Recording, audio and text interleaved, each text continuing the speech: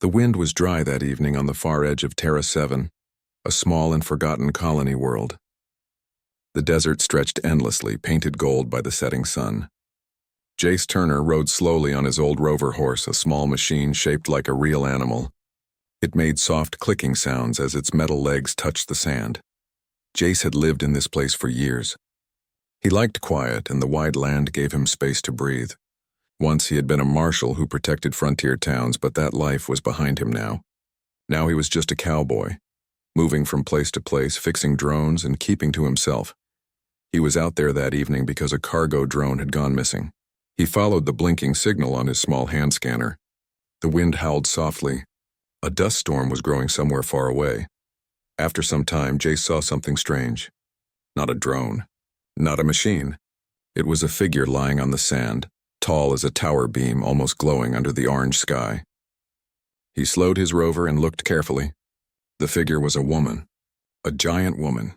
Her skin had warm tones like the desert soil, and her black hair spread around her like flowing water. She wore simple cloth with symbols drawn in white like ancient tribal marks. On her shoulders, glowing lines moved slowly as if they were alive. Jace got down and walked closer. The woman's chest moved gently. She was alive but weak. He felt no fear, only surprise. He had heard old stories around campfires, stories of the Apache nomads, travelers from the old Earth tribes who had left to live among the stars. But that had been 2 centuries ago. Nobody had ever seen them again. The woman opened her eyes slowly. They were golden and clear like the sun. Her voice was soft but strong. "Help, Starborn," she whispered. Jace bent down and gently supported her. She was heavy, but his rover horse helped lift her onto its back. He spoke quietly, trying to calm her. "You're safe now. I'll get you to the town. Hold on." As he rode back, the desert sky turned dark blue. Above, thin clouds stretched like silver threads. But something else was there too. A line of tiny lights moving in perfect circles like a pattern drawn across the sky. Jace looked up and frowned. He had never seen a storm like that before. When they reached Dustwater Town, the streets were quiet. A few people stood outside the saloon staring. Nobody had ever seen a woman like her. She was almost 3 meters tall and clearly pregnant. Her calm breathing echoed softly through the night. Sheriff Cole Renner came out of the station. He was a big man with tired eyes. He looked at Jace, then at the woman. "What in the stars is that?" he whispered. "Not what," Jace replied softly. "Who?" Jace explained that he had found her in the desert. The sheriff did not like it. He said they should call the central outpost, maybe even send her away. But Jace shook his head. "She needs help," he said. "She's not hurting anyone." The town's medic, Mira, came quickly. She was a kind woman with steady hands. She checked the woman carefully. "Her vitals are strange," she said, "but strong. The baby, too. She just needs rest." Jace helped carry the woman into the old medical station. As she lay on the wide bed, the glowing lines on her arms brightened. The lights in the room flickered just for a second. Mira frowned. "I've never seen anything like this," she said. Jace stayed by her side. He had questions. But for now, the woman slept. The night was quiet at first. Then something began to change. It started as a soft hum in the air like a machine far away. The hum grew until everyone in town could feel it in their bones. Light bulbs flickered. Machines stopped. Old mining drones fell silent. Outside, the sky shimmered.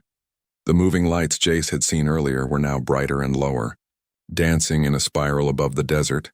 Inside the medical station, Tiana opened her eyes. That was the name she gave when Jace asked softly, "Who are you?" She spoke slowly in a careful way. "My name." "Tiana," she said. From Apache Star Clan." The words felt heavy with history. Nobody had heard the name Apache Star Clan for generations. "Why are you here?" Jace asked. Tiana closed her eyes and breathed deeply. "Because they come for Starborn," she whispered. Jace did not understand, but he could see fear in her eyes. Not fear of the people here, but of something coming, something far beyond the desert. Later that night, Jace walked outside the station. The desert was alive with light. The hum grew louder. He saw the glowing spiral in the sky clearly now.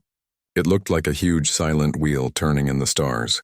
A warm wind swept through the town, carrying a faint, strange scent, like flowers that grew only on distant worlds. Sheriff Renner came to stand next to him. "This is trouble," he said. "Maybe," Jace replied. "Or maybe it's a warning."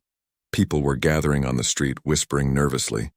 Dustwater Town was a place of quiet life. Nothing like this had ever happened here before. Old mining lights flashed. Water pumps stopped working. A few animals ran away into the dunes. The hum ended suddenly, leaving only silence. But in that silence, something had changed.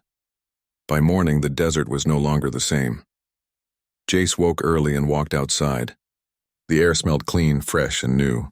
A golden circle now glowed on the sand just outside town. It was wide, half a mile across, perfectly round, and shining faintly like soft starlight. The sand inside the circle was smooth like glass. People stood around the edge, staring in awe. No one dared step inside. Mira ran toward Jace. Her face was pale. "Something happened to her," she said breathlessly. Jace followed her inside the medical station. Tayana was sitting up, her golden eyes glowing brighter than before. The marks on her skin pulsed like light flowing through rivers. Her hands rested gently on her round belly and she looked calm, but also distant, like she was listening to something only she could hear. "She changed overnight," Mira whispered. "Her heartbeat. It's matching the pulse coming from the circle." Jace looked at the monitor beside her. She was right. The glowing circle outside was pulsing slowly. Tayana's heartbeat was perfectly in sync with it. Jace stepped closer. "Tayana," he said softly. "What happened?" She turned to him. Her voice was quiet but clear. "The Starborn calls," she said. "The gate is waking." He didn't understand, but something inside him felt a pull. Like the desert itself was speaking through the wind. Throughout the day, strange things continued. Birds flew in circles above the glowing ring. Water in the wells shimmered. Old machines started turning on by themselves. When anyone tried to approach the glowing circle, the air grew warm and their hair lifted as if touched by invisible hands. It wasn't dangerous, just strange, powerful, and silent. Some people began to whisper that Tayana had brought this upon them. Others believed she was some kind of guardian. Sheriff Renner tried to keep the peace, but the town was unsettled. Nobody knew what the Golden Circle meant. Nobody had ever seen anything like it. Jace, however, wasn't afraid. Something about Tayana felt honest. She wasn't here to harm them. She was part of something much bigger. That night, as the second sun set and the stars returned, Jace sat near the circle alone. The desert wind moved softly. The circle glowed brighter. He could hear faint echoes, not sounds, but a feeling, like voices from the stars, far and soft. He thought of Tayana's words. "They will come for the Starborn." What did it mean? Who were they? And why here on this quiet world? Inside the station, Tayana was awake again. Mira watched over her but said nothing. Tayana placed her hand on her belly and whispered words in an old language no one could understand. Her glowing tattoo seemed to hum in response. A soft, peaceful light filled the room. Jace stepped inside quietly. She looked at him and gave a gentle smile. It was the first time she had smiled since arriving. There was strength in her eyes. "You help," she said softly. "You good man." Jace felt something stir inside him. He didn't see himself as a hero. He was just a cowboy, living a quiet life far from everything. But something about this moment felt different. Like his quiet life had been waiting for this. He sat near her. "Tayana," he said carefully, "what is the Starborn?" She looked out the window toward the glowing circle. Her golden eyes reflected the light. "Starborn, child of sky and earth," she whispered. "Key to old gate," Jace frowned. "Gate," she nodded slowly. "Long sleep, old ship, under desert. Starborn wake it." The word sent a chill down his spine. An old ship, buried under their feet, a child who could awaken it, and someone, or something, a-coming for it. That night Jace could not sleep. He walked to the glowing circle once more. The wind had stopped completely. The air felt soft and warm. He placed his hand near the glowing line. It vibrated gently like the purr of a sleeping creature. Suddenly the glow flickered. A beam of light rose high into the sky, silent, straight, and bright. It painted the stars with a soft golden trail. It lasted only a few seconds, then disappeared. But Jace knew this was not the end. This was a signal. Somewhere out there, someone had seen it. And whatever Tayana had warned him about was now on its way. Jace looked back at the medical station. Tayana was resting again, but the glow on her arms pulsed like a heartbeat. For the first time in years, Jace felt something he hadn't felt since he left his old life behind: purpose. He whispered to the quiet desert, "I'll protect her." The desert said nothing, but the stars seemed to shine a little brighter. The morning after the golden beam lit the night sky, Dustwater Town was not the same anymore. The glowing circle outside town still pulsed softly, like a heartbeat in the sand. People gathered around it again, but this time the air felt heavier, full of something unknown. Everyone could feel it, even if they didn't understand it. Jace Turner stood quietly near the circle. His old cowboy hat covered his eyes from the bright twin suns rising above the horizon. The desert wind was warm, and the sand shimmered like tiny stars under his boots. He had never seen anything like this in all his years wandering the frontier. The desert was alive now. It was watching. Mira came up behind him, her hair tied back, her face serious. "She's awake," Mira said softly. "She wants to speak with you." Jace nodded and walked toward the medical station. Inside, Tiana sat on the bed, straight and calm.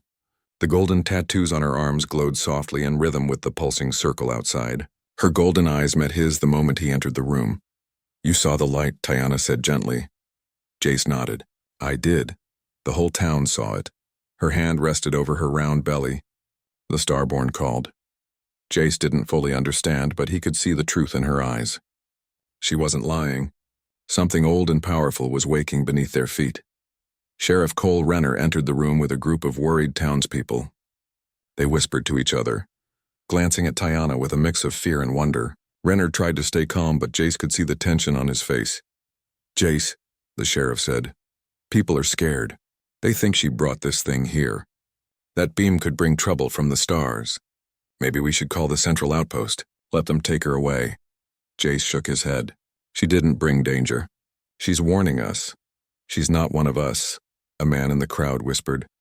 "She's not hurting anyone," Jace replied firmly. Tiana stood up slowly. Even in silence, her presence was strong. She was tall, graceful, and calm.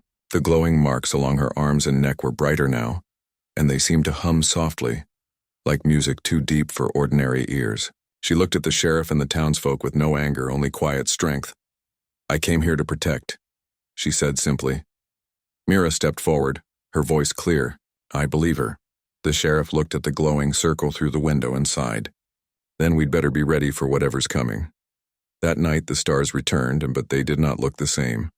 High above the desert, faint lines of light appeared again, but this time they were closer, moving slower, like ships drifting quietly in the dark. Jace stood outside alone, watching the sky. He didn't feel fear this time. He felt something stronger. A quiet pull, like destiny itself, was knocking at the edge of the world. Tiana joined him. She moved gracefully, the sand whispering beneath her feet.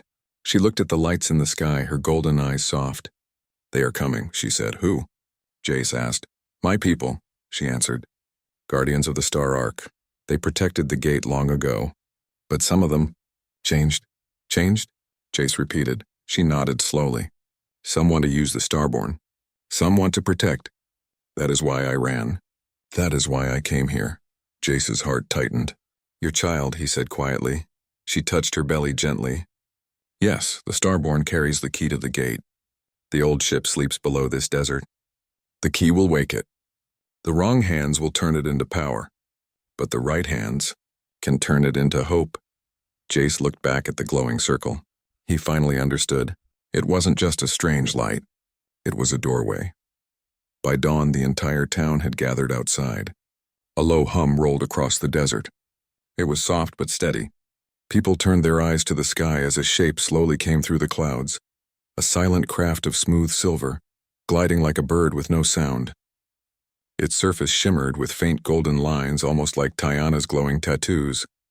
The ship stopped above the glowing circle. A warm breeze swept through the town, lifting hats and hair. A soft light touched the sand. Then from the bottom of the ship, a gentle beam extended to the ground like a column of sunlight. Tiana stepped forward.